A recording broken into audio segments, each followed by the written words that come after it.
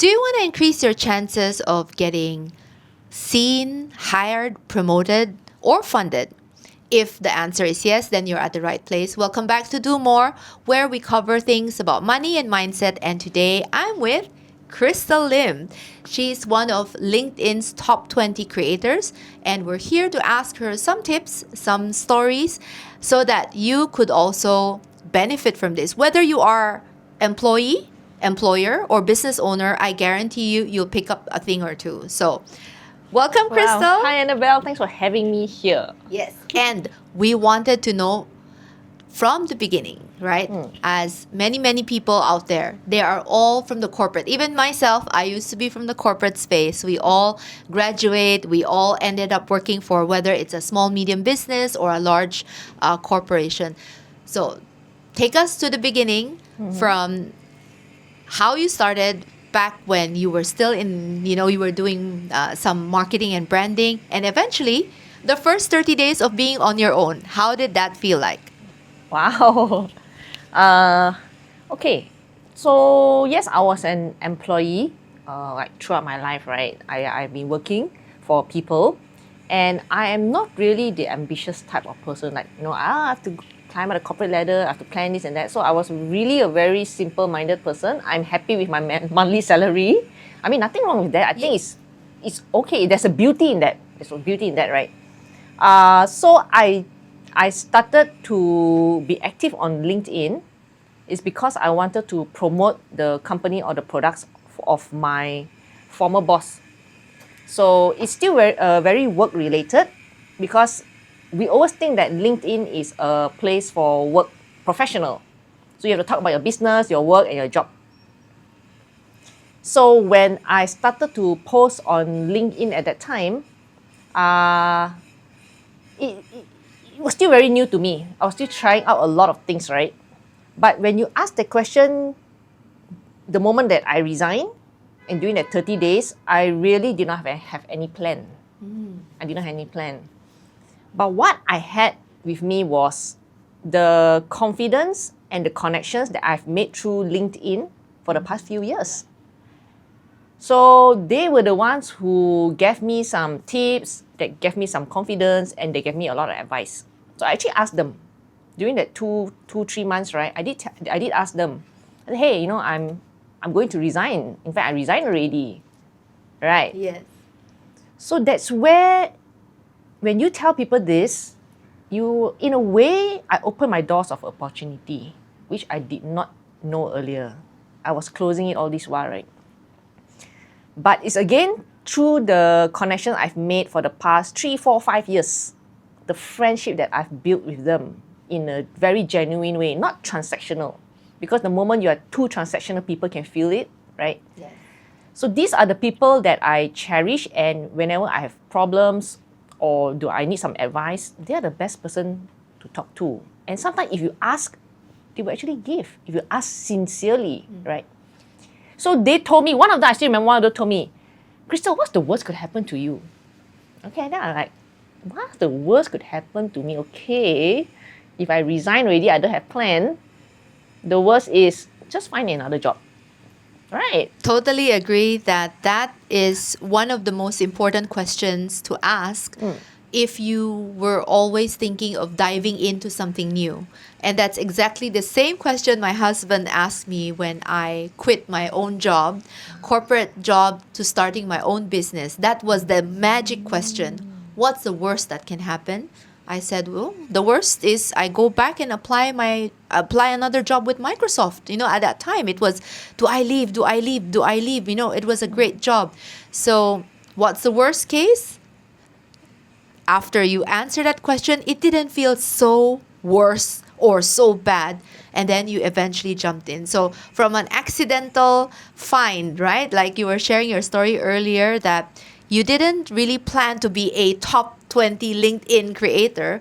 It was more from helping the company. You were actively promoting on LinkedIn, and eventually you became quite confident in what you do, and then you decided to do it full time. Yeah, because at that time, there's no such thing as a B2B influencer or LinkedIn creator. I mean, there are people who post on LinkedIn, but it's not full-time. So I do not have... Can sorry? you describe what is B2B? Because I'm sure a lot of people, B2B is yes. like business to business. So it's really like you target companies, you target businesses. Your clients or your collaborators will be businesses. Instead of B2C, like business to consumer, Yes. it's like directly to the consumer already. Maybe you could give us an example of what would be a B2B service that you do today I know you're a creator on LinkedIn, but they're probably wondering how can you make money if you did follow her path, for example, to become a LinkedIn creator. What would be some type of services that you do? Like for me, what I do is I amplify the company, I amplify the products or the services. I tell founder stories on my own LinkedIn account because I currently have more than 30,000 followers already. And I also believe there's another aspect to it, which is the personal branding part. That is my Toifie, which I believe we'll talk about it later. Because the moment you have a certain personal branding, people know you for who you are. Oh, and we can talk about it. We can talk. That's the very Right. fun part that Right. that got you in the news. That's Yeah. right. Okay, let's talk about Toifie. So Toifie actually mean toilet and selfie together. So it's just a short form. And how it started is because I still remember like about 1-2 years ago, I was in a public washroom washing my hands.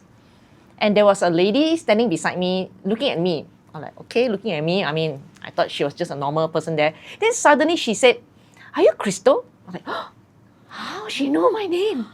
So I asked, hey, how you know? She said, oh, I follow you on LinkedIn. I see your content. I'm like, oh, you see my content. Very interesting. So I wanted to know her name. So I took out my handphone. I said, hey, let me know your name. Let me search for you. So yeah, she gave me her name. I found her name and I felt it was so amusing that I said, hey, let's just take a photo on the spot. I did not think it was in the toilet or wherever. I just wanted a photo with her. Okay. So I just said, hey, let's take a selfie. So when I posted that encounter on my LinkedIn, I was expecting more comments to talk about our encounter. But most of the comments were talking about the toilet. I was like, oh, okay, this is interesting. Like some of the comments were, Crystal, the toilet looks better than my bedroom. I'm like, huh? Wow, I didn't know jamban selfie looked so good. Okay, so there were few comments about the toilet, and that got me thinking already, because I did not focus on the toilet. But other people focus. So that means, what does it mean? People actually notice things that you don't notice yourself. You don't even notice your own strength and weakness, right? Yes. But people around you may notice that. So from then onwards, I became more mindful of toilets.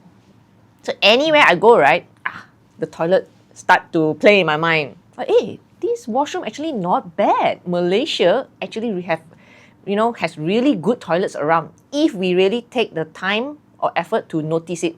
So which toilet is your favorite then? I don't really have a specific favorite.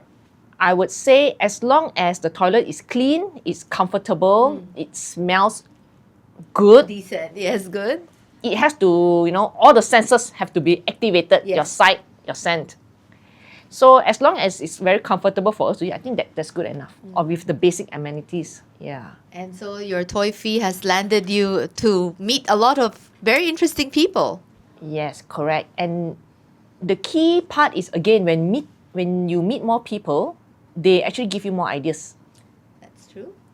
Things I never thought of. Like, I never thought that toilets can be linked to corporate culture until the top people tell me, the CEOs, the C-level, business owners, they were the one who actually shared this with me. And they said that sometimes when they visit a potential client's office, and if they notice the washroom is very dirty, they may not even give business to that company in their heart. Guys, take note of this. It's true. And I also have people telling me that there are instructions from their top leader. They say that toilet, you guys have to really take care. It's from a big company, but he did not tell me which company. So he believes that if the top leader really put in attention in such a basic thing, it tells a lot about the leadership. If you can take care of a basic thing, means you can take care of your clients, you are taking care of your employees as well. Employees very important, right? Yeah. Yeah, and if you go to a dirty toilet, what happened? You spoil your mood. Yes, that's true. And picking up from that toilet story, so when you go to a restaurant, so I used to run F&B, Yes. and it's the same thought that we've had, even though we didn't really look at studies. I think normal people, you walk in, you can have a great meal. But then if the toilet is spoiled or not working, it just ruins it, right? So somehow it's also correlated in terms of the branding, in terms of the thoughts. If they see a bad toilet, what more, right? Like, how would you treat the food that we're eating? Exactly. So again, like your story, maybe it does reflect into the corporate culture, the importance of what they have put in this small thing, which is the toilet, which is we all have to relieve ourselves eventually, and it does reflect into the corporate culture. Okay, thanks for sharing that. Yeah, so the important thing here is also that aside from the photos itself, that is not for vanity purpose, like no selfie, like people thought it's vanity sake, right? But it's how you actually put in the story or the text and the context that comes with it. It complements the photo. No point you have a nice photo, but in the end, the storyline, there's no meaning to it. So I always believe that you have to have a meaningful content to complement your photo. Yes. And I don't really have super nice photos all the time. I even talk about one of my collaborators is Woodrow Senior Residence and Summerfield Homes. It's a senior residence home. There's nothing shiny about it, right? It's not super Instagram or Photoshop. Yes, it's not Instagrammable. But when I went there, I noticed they have things such as commode chair. Okay, honestly, I didn't really focus on senior care until I met a LinkedIn friend who is actually the co-founder of the home. So from there, I get to see a lot of things happening in the home. For example, maybe people like us, we are like probably the sandwich generation, right? We have to take care of not only ourselves. Yes, we've got the children, we've got the people who are our parents, and then our children. So we're sandwiched in between. Yes. And one day we are growing. Oh, Malaysia is going to be an aging society already, right? More and more people are living longer. Living longer is one thing. Living healthily or with sickness is another thing. So this is not old folks' home. It's actually like a nursing home and senior residence home where they actually have family. The family have no choice but to put their parents or their senior relatives over there. At least they can have someone to take care because they have to go out to work. Yes. But the beauty of it is when I was there during lunchtime, weekends, I see the family come to visit them. Some of them go there every lunchtime to visit their parents because their house is quite nearby. And that's the thing. So it's not that they dump their parents there. So I see a different angle.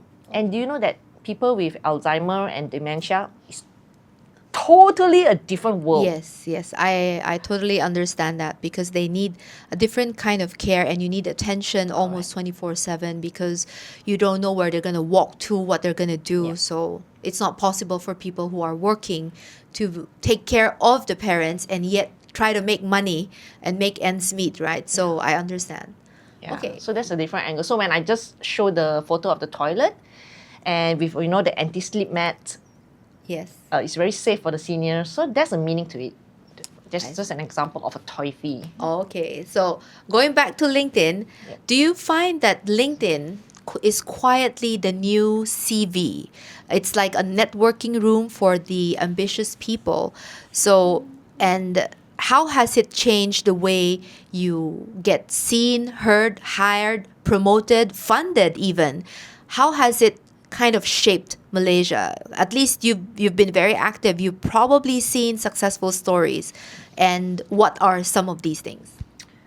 Okay, when you mention the word funded, it reminds me of someone I know, a business owner.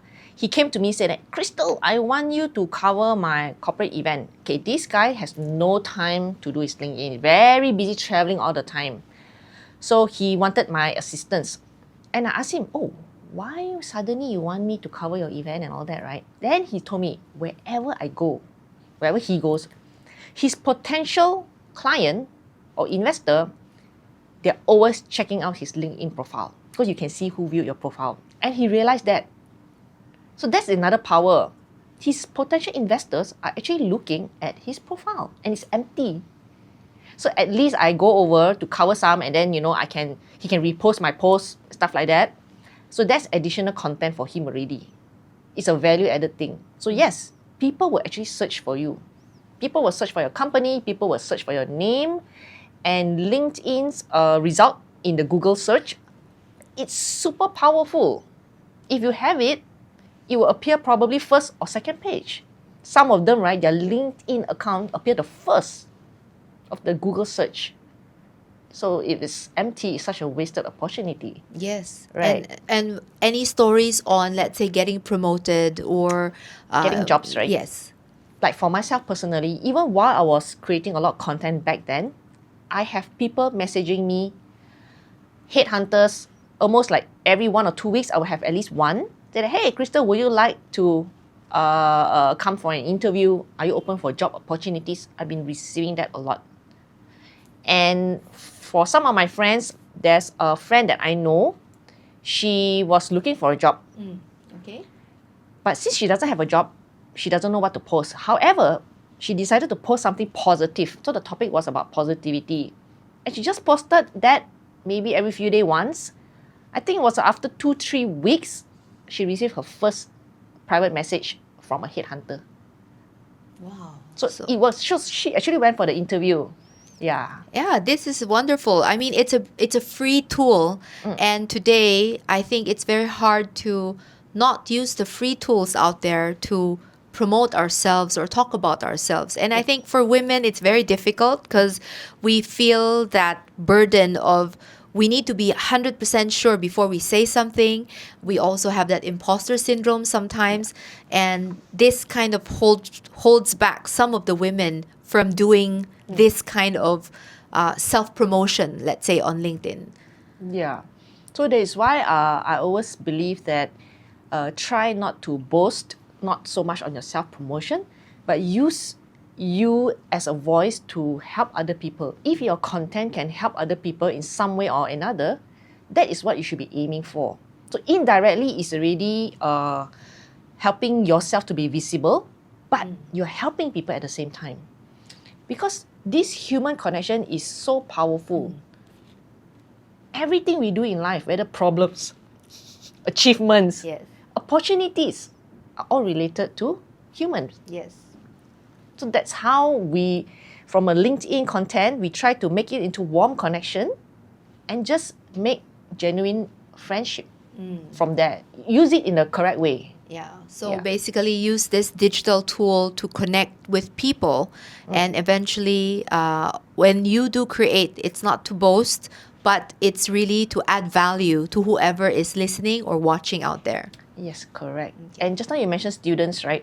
I do give talks to quite a number of universities already. And even when I meet the lecturers, they come and tell me, Crystal, do you know I've been actually championing my students to even be active on LinkedIn? I'm like, wow, it's amazing. They actually tell their students to start be active because they know that, these students have been doing projects, for example. So some of the work can be shared. So they can start sharing whatever projects they've been doing. They share their university life. Because all these play a part. Your future recruiters are going to check.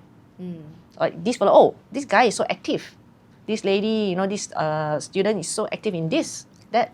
So that, in a way, is building towards their personal branding. Yeah. Right? So LinkedIn is a very useful tool as you build your personal branding, whether starting from the student who's already doing projects, all the way to even CEOs, big corporations, or even people who are already successful and have people funding.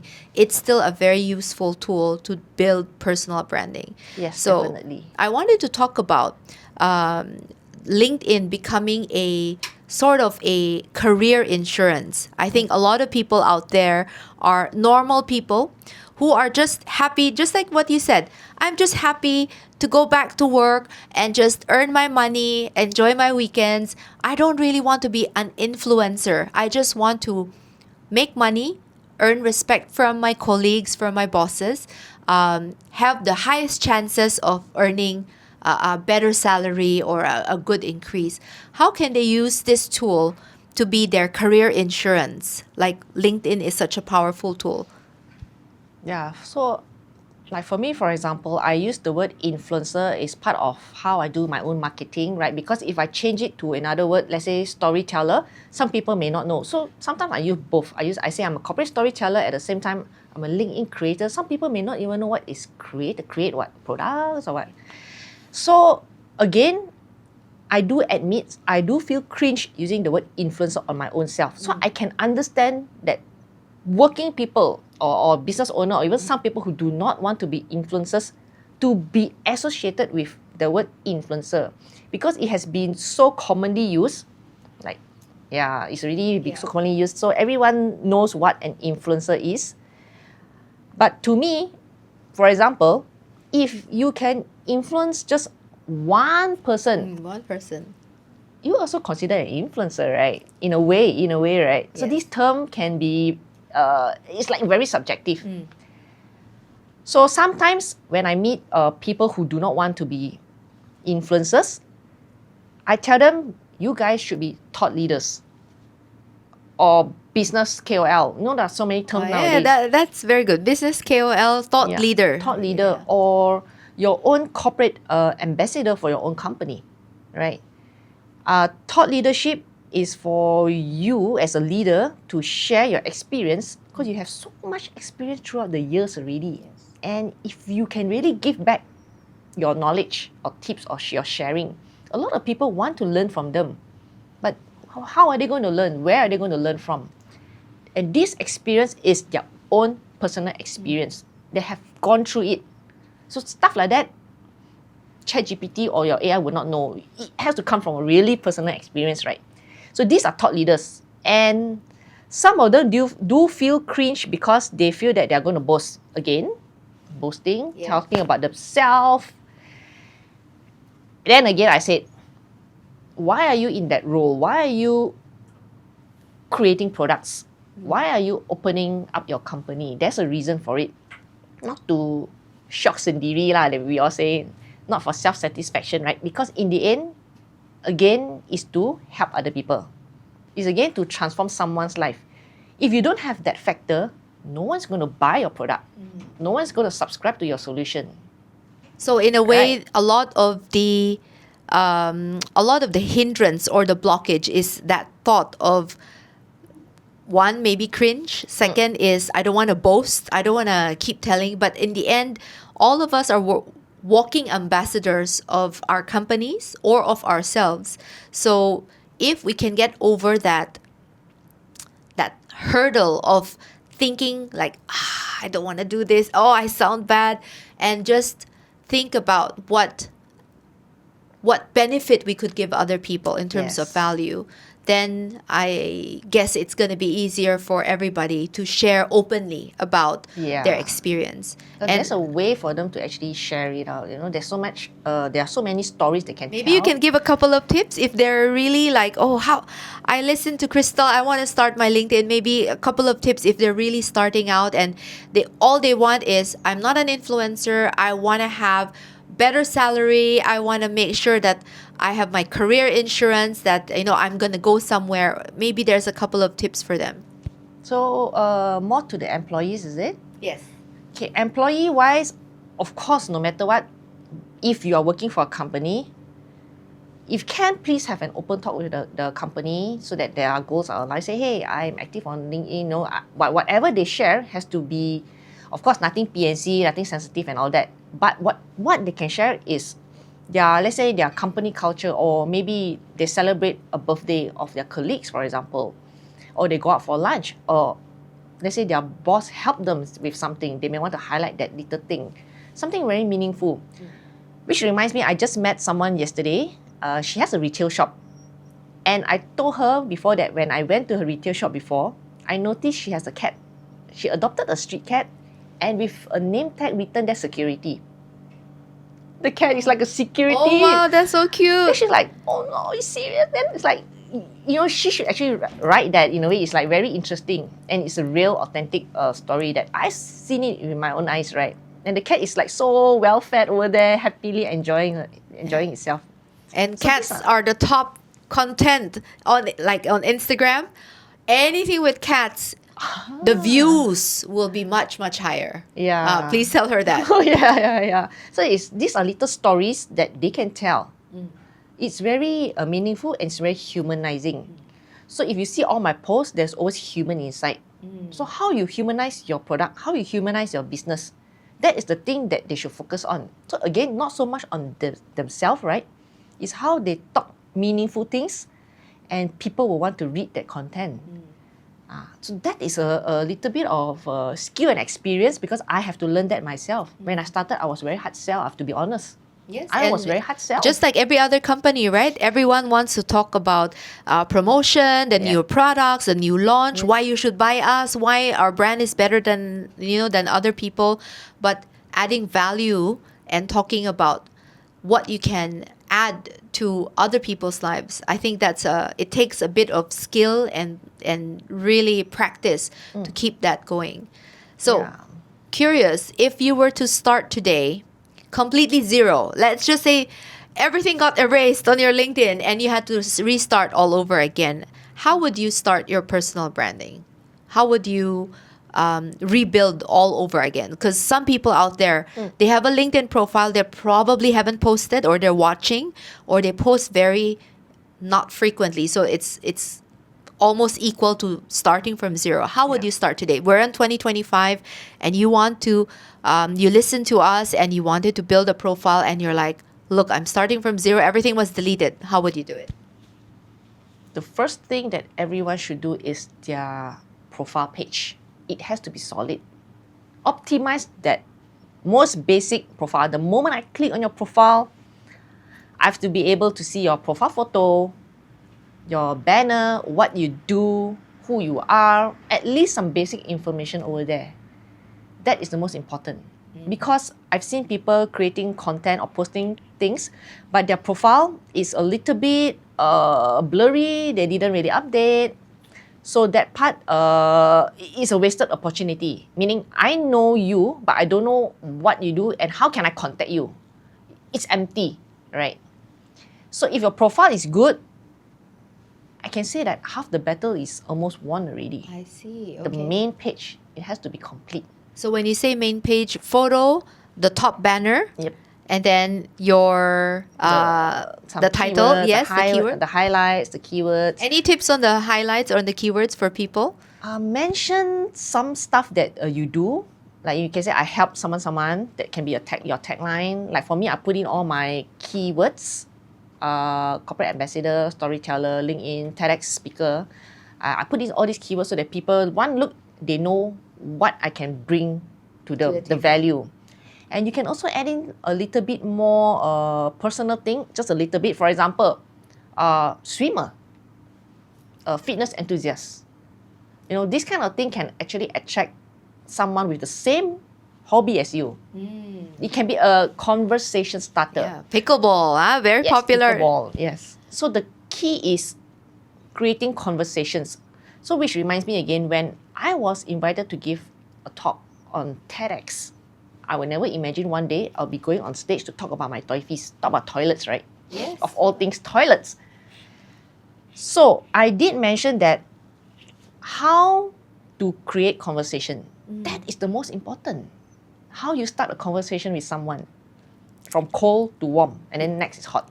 And you never know, that conversation could bring a lot of changes. Yep. And I think connecting is more and more difficult nowadays with, everyone spending a lot of time scrolling digitally. Conversations are not being made. And the younger generation may find it harder to strike up conversations with strangers especially. Yeah, that's what I heard. That's the irony, right? Yeah. And what would be your advice to employers? Let's move to the employer side, right? I'm pretty sure some employers may not want their employees being very active on LinkedIn because are you looking for a job? So what would be your thoughts on that? Like for employers out there, I believe you also shared with me previously there were employers who were very open-minded and they have in fact asked your services to help their employees become better at posting on LinkedIn. So maybe share a little bit on that. Again, through these people that I really learn from them, I learn from their mindset. So what they think is that I should grow together with my employees. I want my employees to grow with me together in my company, in my business. I want to empower them with the knowledge. I want them to be, if they want to create content, might as well create content that relates to The company. the company. I empower them. I give them the green light. But what they need is someone to guide them. What you should post, what you should not post, how to start it. What do you think is the best method to talk about a company? There's so many things that they can talk in that company. So many things. Give them some ideas. Guide them. That's how I bridge the gap between the employer and the employees. Because employees actually want to create content, but they are scared. Their bosses do not allow. And sometimes it's a bit awkward, right, to talk to the boss. Then the boss, on the other hand, gets worried that, I don't know, my employees simply post, someone find job. But again, if your employees really want to leave the company, whether there's LinkedIn or no LinkedIn, it's not going to make a difference. Their heart is already not with the company. But if you empower them with this, they feel that they are being taken care of. They may even stick with you for a longer period of time, right? So it's also an abundance mindset over thinking of scarcity, right? Yes. And might as well they have their employees talking about their brand, their company, Yes. their experience while working for this company rather than keeping them from doing it. The benefits outweighs the risk. Yes, Okay. the risk. And I have another one who told me that his expectation of his employees maybe just about 2-3 years. Expectation only. Anything more is a bonus to him. But during these 2-3 years, he must make sure he really give his staff all that they need to grow together. So that is his mindset. Yeah. Yeah, Okay, that's I find it good. very interesting. It's I'm sure what you've met so many interesting people in this LinkedIn journey, right? What would be the most interesting person that you've met because of this LinkedIn Too journey? many. Oh, but sorry, I have forgotten to mention one more thing. I have another person who said that, suddenly I just forgotten. He said that, wow, Krista, if really someone want to take my stuff to work for their company, you know what he said? What did he Oh, I say? mean, he feel very proud. That means my stuff is so good. I'm like, wow, yes, it's true. He has trained his stuff so good until other companies want to take his stuff. Yeah. I'm like, wow, I never even thought of that. I mean, every employer has a different mindset, Yeah. right? So it really depends on how they position.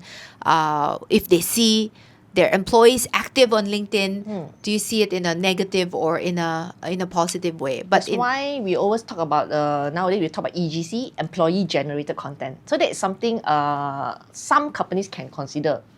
But again, not all believe in that. Some are still, of course, still cautious. I mean, it's really, really up to the company in the end. in what you've seen, is it usually the bigger companies who are Actually, not more necessarily. open-minded? I was surprised that the big company actually brought me in to talk about personal branding to all their employees. It's a big company. Wow.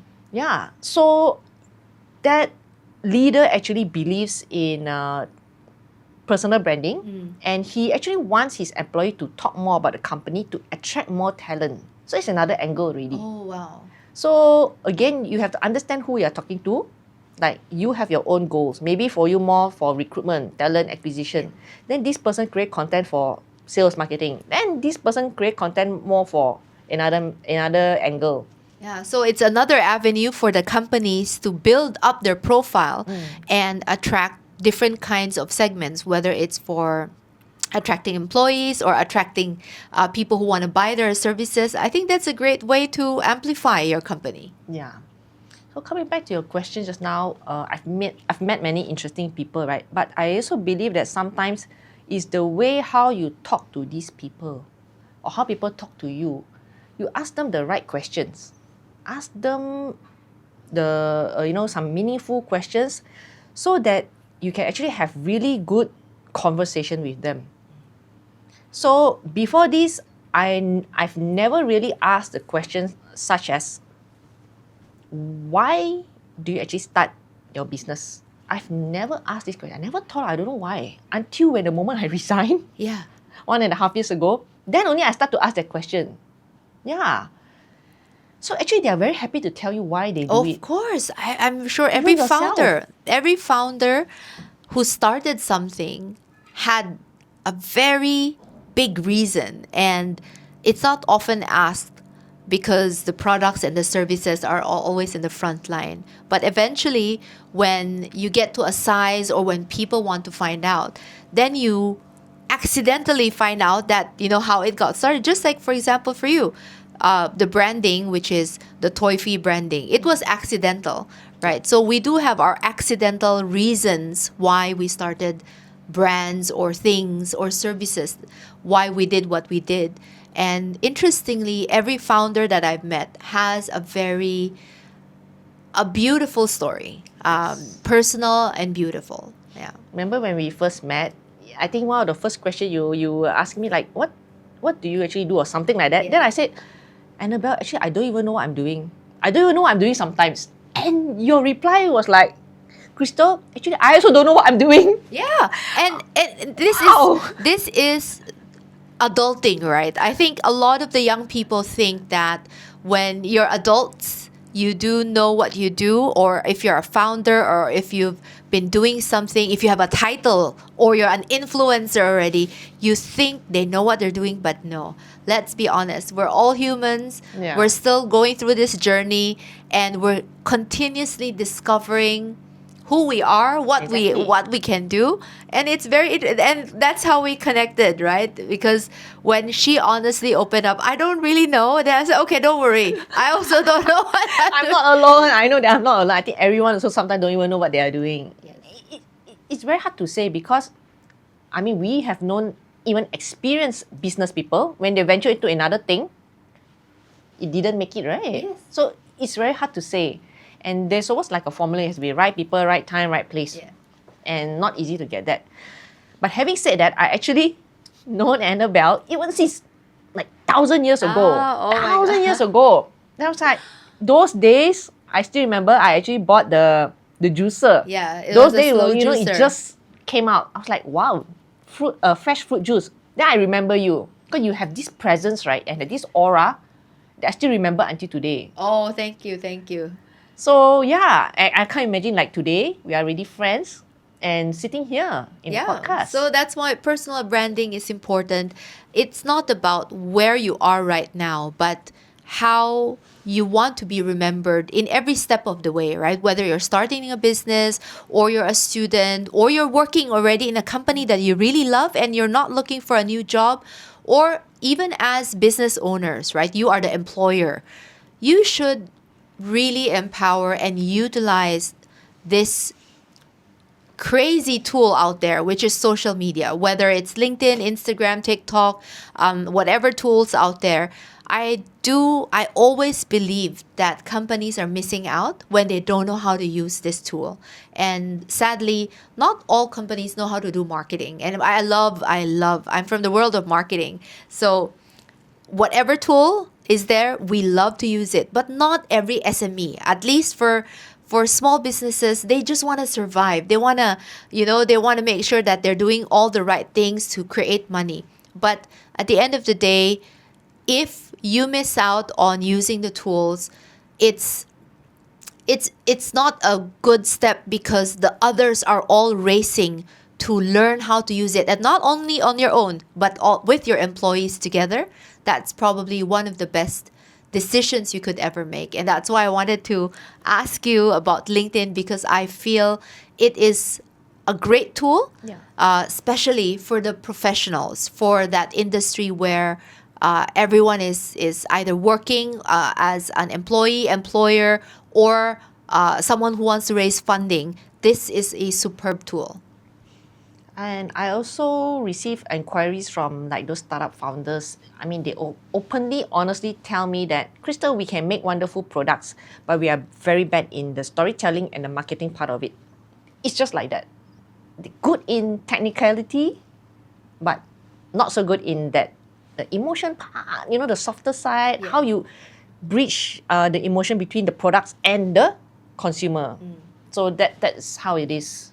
And what would be your advice to them? If they're good at the technical, but they're really, really bad at the soft side, what would be something where they can start? I think it's again try to understand why people want to use your product or buy your solution, because in the end, if they find, make them realize the value of it, not so much on the features and benefit. Yeah. Give them a lot of stories or give them a lot of examples of how you can really help them. Because as humans, we always think of ourselves first, Yeah. like it or not. Yes. What's in it for me, right? Why should I buy your product compared to another person? I will only buy if I trust you also, in a way. Or I like your product, I feel good using it, then I will buy it. Yeah. Yeah. So, So- that part of it lah. I see. Yeah. Okay. So any last words on LinkedIn? Maybe you could tell people something about, since you've been top 20 creators, maybe you could leave them with a few tips. I think that LinkedIn is a very good platform because a lot of decision makers are there. On other platforms, you cannot find the title of or the position of the person, but on LinkedIn you can. And again, content is king nowadays.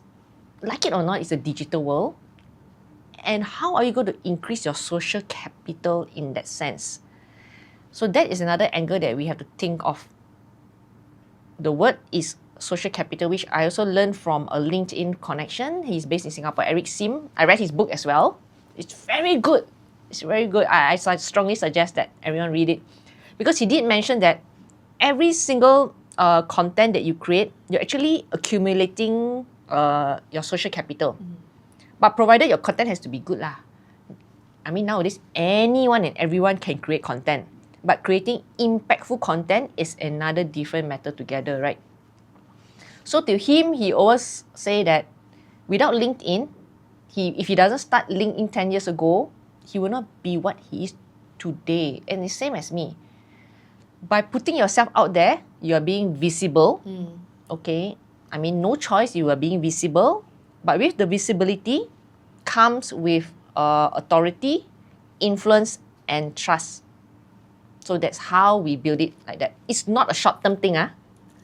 Oh, It's not a short-term thing. It's a long process. A lot of people quit halfway or stop halfway. Life gets busy. Something more important will come out for sure. If you ask me again, do it at your own pace. If you're just starting out once a month, to me, it's really good enough. I still remember those days, 3 months also, I never post anything. Oh, wow. Okay. Starting at time, right? So we really try to do it at your own pace, but at least start something. Then from there, you have to learn what works better for you and what doesn't work. Anyway, the algorithm's always changing. I don't really believe in chasing so much for virality. It's a bonus if you get it, because you get burnt out if you focus on that. Just do whatever you can do. If it comes, it just comes. Very natural. Yeah. So LinkedIn, very good for social currency. I do agree that today's social currency is attention. And one way to do that is through LinkedIn with a very good base of decision makers out there. So thanks so much for coming over to do more, where we help people grow their money and mindset, which this is perfect. LinkedIn is the best place, one of the best places to grow that social capital so that you can get to money and better chances of reaching really, really good people. Thanks for watching. Do more, and we'll catch you next time.